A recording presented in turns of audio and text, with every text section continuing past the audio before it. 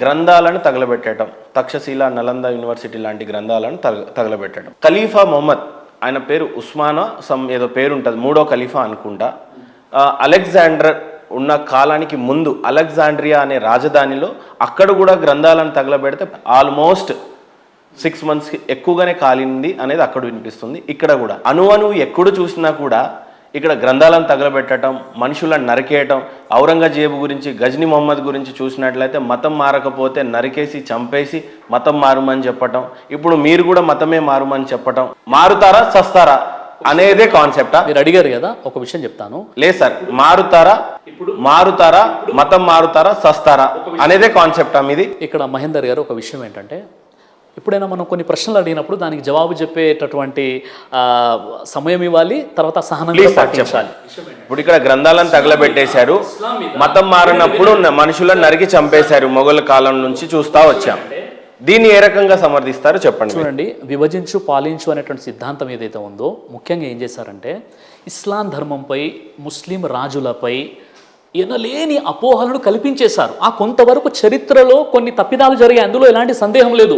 నిజంగా మొఘలుల కాలంలో లేదా ఆ కాలంలో కొన్ని దేవాలయాలు అయినా ధ్వంసం చేయబడ్డాయన్న విషయం ఏదైతే ఉందో, కొంతవరకు ఏదైతే జరిగిందో దాన్ని ఒప్పుకోవాల్సిందే. కానీ లేని విషయాన్ని కూడా ఆపాదించేటువంటి ప్రయత్నం చేస్తున్నారు. చాలా పెద్ద తప్పు. మొదటి విషయం ఎందుకు అంటే, వాళ్ళు ఆ విధంగా ముస్లింలపై, ఇస్లాంపై ద్వేషం కలిగించాలనేటువంటి ఆలోచనలతో కొన్ని పుస్తకాలు రాసుకున్నారు, హిస్టరీని తారుమారు చేశారు. ఇప్పుడు ఏదైతే మీరు విషయం అడిగారో, నలంద లైబ్రరీని, తక్షశిల వీటిని తగలబెట్టారని చెప్పేసి. అలెగ్జాండర్ ఏ కాలానికి చెందినవాడండి? BC 300, క్రీస్తుపూర్వం 356. అలెగ్జాండర్ 350. ఎప్పుడు వచ్చారు? ఆయన 1600లో. మళ్ళీ ఇప్పుడు వీళ్ళకి ఎంత వ్యత్యాసం ఉంది? ఆల్మోస్ట్ ఒక. ఆ గ్రంథాలు ఎలా తగలబెట్టాడు? ఈయన ఎందుకు తగలబెట్టాడు? ఎవరు తగలబెట్టారు? ఇక్కడ ఖలీఫా, మూడో ఖలీఫాకున్నా, ఇప్పుడు మీరు తర్వాత గూగుల్లో మీరు కరెక్ట్గా దాన్ని క్రాస్ చెక్ చేయండి. అదేంటంటే అలెగ్జాండ్రియాలో, నేను చెప్తున్నాను, అది నాకు తెలుసు. విన్నారా? అలెగ్జాండ్రియాలో తగలబెట్టేశారు. ప్రవక్త యొక్క 2వ శిష్యుడైనటువంటి ఉమర్ బిన్ ఖత్తాబ్ గారి ఉమర్ గారి కాలంలో ఆయన అమ్రు బిన్ ఆస్ అనేటటువంటి ఒక శిష్యునికి ఆయన ఉపదేశించారు. ఆయన తగలబెడితే కొన్ని నెలల పాటు ఆ బుక్స్ తగలబడ్డాయి, గ్రంథాలయం తగలబడ్డది అన్నది ఒక ఆరోపణ తప్ప అందులో ఎలాంటి వాస్తవం లేదు. రైట్. ఖురాన్ లో మొహమ్మద్ ప్రవక్త యుద్ధం చేసినట్టుందా లేదా? ఖురాన్ లో మొహమ్మద్ కత్తి పట్టాడు, గుర్రంతోని యుద్ధం చేశాడా లేదా? ఎవరు? మొహమ్మద్ ప్రవక్త వారు. మీరు ఆ బొమ్మను చూసి చెప్తున్నారా? కత్తి పట్టుకున్న లేదు, ఖురాన్ లో ఉందా లేదా? మొహమ్మద్ ప్రవక్త వారు ఫైట్ చేశాడా, యుద్ధాలు చేశాడా, రాజ్యం ముందు లెటర్లు రాసి పంపించాడా లేదా? మతం మారండి లేదా నాతో యుద్ధానికి సిద్ధపడండి అనేది ఉందా లేదా? మొహమ్మద్ ప్రవక్త వారు ఆత్మరక్షణ కోసం ఆనాడు యుద్ధాలు చేశారు, అది కూడా సెల్ఫ్ డిఫెన్స్ కోసం అని ఖురాన్లో చాలా స్పష్టంగా వినండి సార్. రాజ్యాల మీదకి దండయాత్రకి మొహమ్మద్ ప్రవక్త వారు వెళ్ళారా లేదా? లేదు, వెళ్ళలేదు. యుద్ధాలు చేయలేదు. యుద్ధాలు చెప్తున్నాను, ఇస్లామిక్ హిస్టరీలో జరిగింది. ఎందుకు సార్ యుద్ధాలు చేశారా చేయలేదా మొహమ్మద్ ప్రవక్త? యుద్ధాలు ఎవరు చేయలేదండి. యుద్ధాలు ఇప్పుడు మీరు మహాభారతంలో మరి మత ప్రచారకుడుగా మీరే చెప్తున్నటువంటి అంత పెద్ద యోధుడే యుద్ధాలు చేస్తున్నప్పుడు మీరు శాంతి మతం అని ఏ రకంగా క్లెయిమ్ చేస్తారండి? ఒక విషయం ఏనండి, మానవ చరిత్ర ఎంత పురాతనమైనదో యుద్ధాలు కూడా అంతే పురాతనమైనవి. ఇక్కడ కౌరవులకు, పాండవులకు కురుక్షేత్ర యుద్ధం ఉందా? ప్రస్తావన అది వాళ్ళకే జరిగింది, ప్రస్తావన ధర్మం మీద జరిగింది. ఇది మతం మారకపోతే జరిగింది. మతం మారకపోతే జరగలేదు. ఇది మీ అపోహ. ఇది అపోహ. ఏంటంటే ప్రవక్త ముహమ్మద్ వారు ఎప్పుడైతే స్వధర్మాన్ని ఇక్కడ పాటిస్తున్నారండి, ఆ రాజ్యానికి ఏ రకమైన ఉత్తరాలు రాసేవాడు అని అంటే, మీరు నమ్మి మారండి, శరణు వేడుకోండి, శరణు వేడుకపోతే నాతో యుద్ధానికి సిద్ధపడండి. యుద్ధాలు చేశారా చేయలేదా? కొన్ని ఏంటంటే ఇస్లామిక్ వ్యతిరేకమైనటువంటి కొన్ని వెబ్సైట్స్ లేదా కొన్ని కథనాలు చదివి ఆ విధంగా మీరు క్వశ్చన్ యుద్ధం చేశాడా లేదా? సార్, యుద్ధం చేయనటువంటి రాజులు, యుద్ధం చేయనటువంటి ప్రవక్తలు ఎవరున్నారు? యేసుప్రభుల వారు చేశారా? ఎవరు? యేసు ప్రవక్త వారు ఏం చేశాడా? యేసు ప్రవక్త చెప్పిన విషయం, ఆయన బోధనలు ఏంటి? ఆయన చెప్పింది ఏంటి? నిజదేవుడు ఒక్కడే ఉన్నాడు, మారండి, మారు మనసు పొందండి, బాప్తిసం పొందండి. ఆయన జీవితం మొత్తం అదే. ఆయన స్పష్టంగా మత మార్పిడి చేశాడు. ఎవరు? యేసుప్రభుల వారు. ఇప్పుడు ఈ విషయం ఏదైతే మీరు అడిగారో, ప్రవక్త ముహమ్మద్ సల్లల్లాహు అలైహి వసల్లం వారు ఎప్పుడైతే ఒకే దైవం వైపున ప్రజల్ని పిలిచారో అప్పుడు అక్కడ ఉన్నటువంటి అరబ్బులు ఆయనకు వ్యతిరేకంగా కుట్రలు పన్ని 3 సంవత్సరాల స్వదేశం నుండి బహిష్కరించేసి ఆయనపై 17 సార్లు హత్యా ప్రయత్నం చేసి ఆయన కూతుళ్లకు విడాకులు ఇచ్చేలా పురిగొల్పి ఆయన వెళ్ళేటటువంటి దారిలో ముళ్ళ కంచెలు అవన్నీ పరిచేసి నానా ఇబ్బందులు పెట్టినప్పుడు సెల్ఫ్ డిఫెన్స్ కోసం మొట్టమొదటిగా ఎవరైతే మీ ఇండ్ల నుండి మిమ్మల్ని తొలగించేశారో వారితో పోరాడడానికి మీ ఆత్మరక్షణ కోసం మొట్టమొదటిగా మీకు అనుమతి ఇవ్వబడుతుంది అన్నప్పుడు జంగే బదర్ అనేటటువంటి ఒక యుద్ధం జరిగింది. ఆ జంగే బదర్లో 1000 మంది ధర్మాన్ని నమ్మని వారు ఉంటే 300 మంది ఈ సత్యాన్ని తెలుసుకున్న వాళ్ళు ఉన్నారు. వాళ్ళ మధ్య జరిగినటువంటిది అన్నమాట.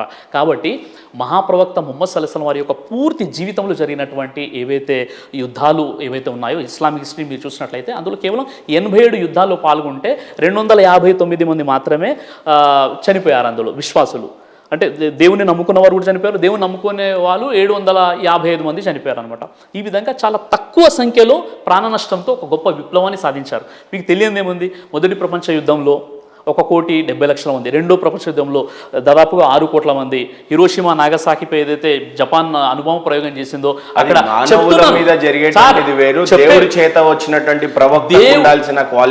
చూడండి, దైవ ధర్మాన్ని స్థాపించడానికి దేవుని సందేశం ఇవ్వడానికి ప్రవక్త ముహమ్మద్ సల్లల్లాహు అలైహి వసల్లం వారు ఆయన ప్రశాంతంగా దేవుని వైపునకు ప్రజల్ని పిలిచారు, శాంతి బోధనలే చేశారు. అయినప్పటికీ ప్రవక్త వారిపై ఎవరైతే యుద్ధాన్ని ప్రకటించారో వారితో యుద్ధం చేయడానికి ఖురాన్లో ముహమ్మద్ ప్రవక్త వారు శాంతిని ప్రోత్సహించారు అని చెప్తున్నారు మీరు, కరెక్టా? అంతే కదా, రైట్. మిమ్మల్ని ఒక విషయంలో చాలా అప్రిషియేట్ చేయాలి సార్. ముత్యాలమ్మ టెంపుల్లో ఒక ముస్లిం సోదరుడు విగ్రహాలను ధ్వంసం చేసిన వెంటనే మీరు నెక్స్ట్ డే చేసిన వీడియో ఏంటంటే ఆయనని చట్టరీతంగా శిక్షించాలి అని చెప్పేసి బహిరంగంగా మీరు చాలా బాగా చెప్పారు. ఎందుకు అంత సపోర్ట్ చేయాలనిపించింది మీకు? ఖురాన్లో ఉంది కదండి. ఖురాన్ మీ దగ్గర మీరు గూగుల్లో చూస్తున్నారు కదా, 6వ అధ్యాయం 108లో వలా తస్సబ్బుల్లదీన యదూన మిన్ దూనిల్లా, ఓ ముస్లిములారా ముస్లిమేతరులు ఆరాధించే విగ్రహాలను మీరు దూషించకండి. ఖురాన్ కండిషన్ పెట్టింది.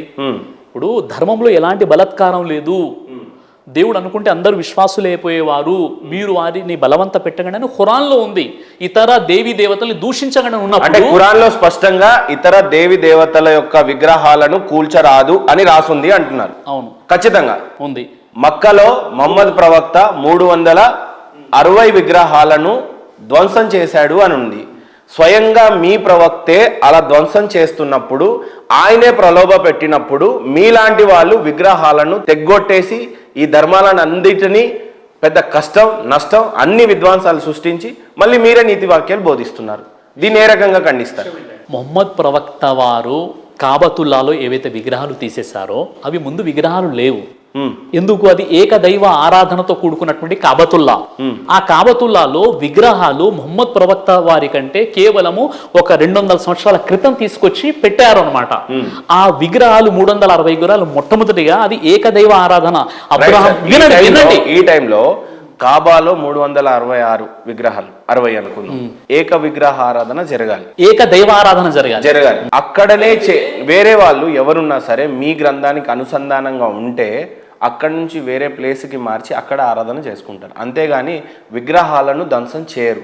ఇప్పుడు ధ్వంసం చేసిన 360 విగ్రహాలు ఏ దేవుడికి సంబంధించినవి? మొహమ్మద్ ప్రవక్త వారు ఆ విగ్రహాలను ఎందుకు ధ్వంసం చేశారు? చూడండి, ఇప్పుడు మొన్న ముత్యాలమ్మ టెంపుల్లో ఈయన ధ్వంసం చేస్తే మీరెందుకు అంత పాజిటివ్ గా రెస్పాండ్? అవునండి, ఇప్పుడు ఖురాన్ ఎవరిపై అవతరించింది? మొహమ్మద్ ప్రవక్త వారిపై అవతరించింది. మళ్ళీ ఖురాన్లోనే ఉంది కదా దూషించకూడదని. కాబట్టి ఈ విషయం నేను చెప్తున్నాను.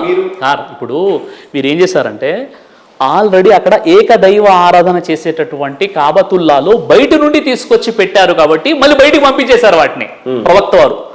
తప్ప ప్రవక్త వారు ధర్మాన్ని స్థాపించిన తర్వాత, అంటే ఎప్పుడైతే ఆయన మదీనా వెళ్ళిపోయి పూర్తిగా ఒక ఇస్లామిక్ వాతావరణం ఏర్పడిన తర్వాత అక్కడ యూదులు ఉన్నారు, క్రైస్తవులు ఉన్నారు, వారి వారి ఆరాధనలు వాళ్ళు చేసేసుకున్నారు. ఎక్కడ కూడా వాళ్ళని ఏంటంటే వారిని ఎక్కడ కూడా వాళ్ళ ధర్మాన్ని కించపరచడం కానీ లేదా వారి విగ్రహాన్ని కూలగొట్టడం కానీ ఇవేవి కూడా జరగలేదు. కాబట్టి ప్రవక్త వారు 360 విగ్రహాలను ఎందుకు తీసేశారంటే అవి లేనటువంటి విగ్రహాన్ని చేర్చారు కాబట్టి మళ్ళీ అక్కడ నుండి బయటికి తీసేశారు. ఎందుకు అంటే ఇస్లాం ధర్మం చెప్పే విషయం, వేదాలు చెప్పే విషయం ఏంటంటే ఏకదైవ ఆరాధన. నతస్య ప్రతిమాస్తి, ఆ దైవాన్ని పోలిన ప్రతిమ ప్రతిరూపాలు ఏవీ లేవు. అవ్యక్తం, కంటికి కనిపించడు. ఆయన అవినాశి, వినాశనము లేనివాడు. ఇక్కడ ఏకదైవ ఆరాధన అంటే మీ దృష్టిలో ఏంటి? ఏకదైవ, ఒక సృష్టికర్తను దేవుని ఆరాధించడం. అంటే అక్కడ ఒకటే విగ్రహం ఉండాలన్న అర్థమా? ఆహా, లేదు. విగ్రహం ఒకటి పెట్టినా 100 పెట్టినా విగ్రహమే అవుతుంది. అది 300. మరి ఇప్పుడు కాబాలో ఉంది ఏంటి మరి అప్పుడు? నేను అదే చెప్తున్నాను కదండి, అదొక ఒక హిస్టరీ. అది 360 విగ్రహాలు లేనటువంటి దాంట్లో కాబతులాలో ముందు పెట్టారు, అందులో లేవు, ముందు తీసుకొచ్చి పెట్టారు, అక్కడ నుండి పెట్టారు, పెట్టిన తర్వాత మళ్ళీ తీసేశారు. 360 గురించి కాదు, ఏకదైవ ఆరాధన అంటే మీ దృష్టిలో ఏంటి? కాబాలో ఉన్నటువంటిది ఏంటి ఇప్పుడు ప్రస్తుతం? విగ్రహాలు ఏమి లేవండి. అక్కడ కేవలం ఒక కాబతులా ఉంటుంది, ఒకే సృష్టికర్త అనేటువంటి దైవాన్ని మాత్రమే అక్కడికి వెళ్ళే వాళ్ళు. పేరు నేనంటే బాగోదేమో, బట్ ఉంటుంది. ఏముంటుంది కాబాలో? ఏమి చెప్పండి మీరు, అంటే బాగుంటుంది. అన్ని అడిగారు మళ్ళీ అడగడానికి. కాబాకి ఇంతమంది జనాలు ఎందుకు వెళ్తా ఉన్నారు? అక్కడ ఏమైనా రోగాలు తగ్గుతున్నాయి? ఏం తగ్గుతున్నాయి? ఎందుకు అంత ప్రాధాన్యత సంచరించుకుంది? మీకంటూ ఒక చిహ్నం ఉండకూడదు, గుర్తులు ఉండకూడదు, ఒక విగ్రహం ఉండకూడదు, అసలు ప్లేసే ఉండకూడదు, బట్ స్టిల్ ఎందుకు కాబాకి అంతమంది జనాలు? సార్, ఇప్పుడు ఇస్లాము ధర్మానికి దాన్ని పాటించిన వ్యక్తులకు ఏది ఉండాలి, ఏది ఉండకూడదు అనేది మీరు నేను డిసైడ్ చేయలేమన్నమాట. సృష్టికర్త దైవం ఖురాన్ని అవతరింపజేశాడు, ఆ ఖురాన్లో ఉంది. అందులో ఉన్నటువంటి విషయం ఏంటంటే, మానవులందరి కోసము మార్గదర్శకంగా ఒక దిక్సూచిగా కాబతుల్లా అనేటటువంటిది ఒకటి ఉంది. అది అరబ్బులో సౌదీ అరేబియాలోని మక్కా పట్టణంలో కాబతుల్లా ఏదైతే ఉందో అది ఒక డైరెక్షన్ అనమాట, దిక్సూచి. అంటే విశ్వ మానవులందరూ ఎవరైతే దైవాన్ని ఆరాధిస్తారో వారికి ఒక సిస్టమేటిక్గా ఉండాలి, ఒక క్రమ పద్ధతిగా ఉండాలని చెప్పేసి ఒక దిశ మాత్రమే అది. అయితే స్తోమత కలిగినటువంటి వారు ఎవరైతే ముస్లింగా ఉంటారో, స్తోమత కలిగినటువంటి వారు, స్థితిమంతులు ఎవరైతే ఉంటారో, జీవితంలో ఒక్కసారైనా వారు హజ్ చేసి రావాలి. అక్కడికి వెళ్ళినప్పుడు ఏముంటుంది? అది ఒక కాబతుల్లా, హజ్రే అస్వదానికి ఉంటుంది, దానికి ప్రదక్షిణలు చేస్తారు తప్ప ఎవరు కూడా అది దేవుడు అని చెప్పేసి, లేదా అందులో ఏదైనా శక్తులు ఉన్నాయి, అక్కడికి వెళ్ళిపోతే మేము ధనవంతులం అయిపోతాం, అక్కడికి వెళ్ళిపోతే మేము అంగవైకల్యంగా ఉన్న వాళ్ళు స్వస్థత పొందుతారన్న కాన్సెప్ట్ ఏది కూడా లేదనమాట. అది ముస్లింలు అందరూ గుడి చుట్టూ ప్రదర్శనలు చేసేటువంటి కాన్సెప్ట్ మా హిందువులది, బట్ స్టిల్ అక్కడ ఎందుకు ప్రదర్శనలు జరుగుతున్నాయి సార్? అండ్ మీకు గుళ్ళే లేవు, గోపురాలే లేవు, ఒక విగ్రహం అసలు అంతకన్నా లేదు, ప్రపంచం మొత్తం అక్కడికి ఎందుకు వెళ్ళాలి? ఏంది అసలు? వేదాల ప్రకారంగా విగ్రహం ఉందా? వేదాల ప్రకారంగా కూడా విగ్రహం లేదు. మీరు వేదాలని ముందు నుంచే కట్ చేసేశారు. నా దేవుడు నా పద్ధతి అని ఎప్పుడో మీరు అవలంబించారు, దాని గురించి చెప్పండి. వేదాలకు మీరు ఎప్పుడో కట్ అయిపోయారు. మీరు అలా భావిస్తున్నారు, రైట్. నేను భావించకపోయినా వేదాలలో విగ్రహాలు ఉన్నాయా లేవా కాదు, ఖురాన్ లో విగ్రహాలు లేవు. వినండి, వేదాల ప్రకారంగా కూడా విగ్రహారాధన లేదు. న సందృశే తిష్టతి రూపమస్య న చక్షుషా పశ్యతి కచ్చనైనం. ఆ దేవుడు ఇంద్రియాల పరిధిలో నిలబడు.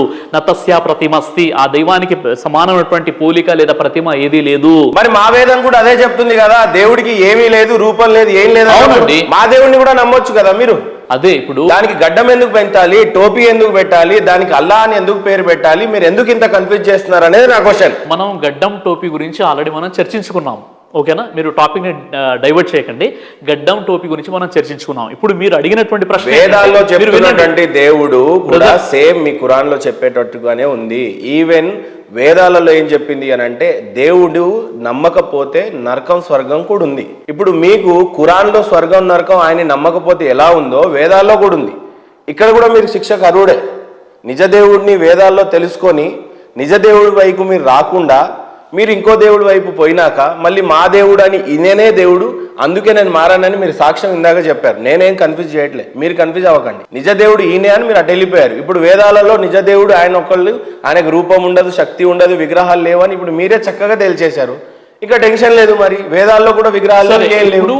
కాబతుల్లాకు ఎవరైతే వెళ్తారో అది కేవలము స్థితివంతులు, స్తోమత కలిగినటువంటి వారికి మాత్రమే షరతుగా ఉంది. ఇందాక నమాజ్ చేసే వాళ్ళు ఏ రకంగా చేస్తారు మసీద్లో అని చెప్పారు? ఒకటే లైన్లో చేస్తారు.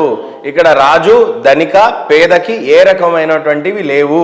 మీ సాక్ష్యంలో మీరు చెప్పింది ఏంటి? ఆ దేవుడి దగ్గరికి పోతే విగ్రహాలు ఉన్నాయి, ఈ దేవుడి దగ్గరికి పోతే విగ్రహాలు ఉన్నాయి, నేను దర్గాకు పోయినప్పుడు ఉన్నా కూడా అక్కడ ఇది ఉంది, కానీ మసీద్లో మాత్రం లేదు. ఇక్కడ అందరు ఒకే లైన్లో లించుంటారు, పేదోడైనా డబ్బోళ్ళైనా ఎవరైనా సరే. కానీ ఇప్పుడు డబ్బులున్న వాళ్ళు మాత్రమే కాబోకపోతారు. అవునండి, అది దేవుడు ఇచ్చినటువంటి ఒక వెసులుబాటు. అది ప్రతి వ్యక్తి వెళ్ళలేడు, ఎవరైతే వెళ్ళగలుగుతాడో వాడు మాత్రమే వెళ్ళాలి. గొప్ప విషయం అది, మీరు అర్థం చేసుకోవట్లేదు. అది చాలా గొప్ప విషయం. ఒకవేళ అందరూ వెళ్ళాలి అని చెప్పినట్లయితే స్తోమత లేని వాడు ఎలా వెళ్తాడు? కాబట్టి స్తోమత ఉన్న వాళ్ళు అక్కడికి వెళ్ళాలి. మరి ఇప్పుడు ఇక్కడ అందరూ ఒకటే వెళ్ళిన కాబట్టి వారు నేను ఎవరు దేవుణ్ణి కూడా ప్రేమించి నేను అక్కడికి మతం మారాను అని చెప్పారు. అక్కడికి వెళ్ళిన మీ వారు సాక్ష్యంలో వినండి ఇప్పుడు అక్కడ సోమత లేని వాడు వెళ్ళప్పుడు చిచి ఈ దేవుడు కూడా రాంగే అని చెప్పి మీరు రిటర్న్ అక్కడికి వెళ్ళిన వారు ఎవరు అయిపోవచ్చు కదా. వేదాల అక్కడికి వెళ్ళిన వైపు వారు ఎవరు కూడా విగ్రహారాధన చేయరు, కాబతుల్లాని మొక్కరు, అక్కడ సాష్టాంగ పడరు, లేదా ఆ రాయిలో ఏదైనా దేవుడు ఉందన్నటువంటి ఆలోచనతో కాదు, కేవలం దేవుడి రాయి అని ఆజ్ఞ మీరే చెప్పారు, కాబట్టి. నేను చెప్పలే. కాబట్టి Subject దేవుడి to the correction అక్కడ దేవుడి రాయి అని మీరే ఆజ్ఞ చెప్పారు. కాబట్టి అక్కడికి వెళ్తున్నారు. అక్కడ రౌండ్ తిరుగుతారని కూడా సబ్జెక్ట్ టు కరెక్షన్ మీరే చెప్పారు. నేను ఏది మీ మీద ఆపాదించలేదు. మీరు ఎందుకో సెల్ఫ్ గోల్ అవుతున్నారు.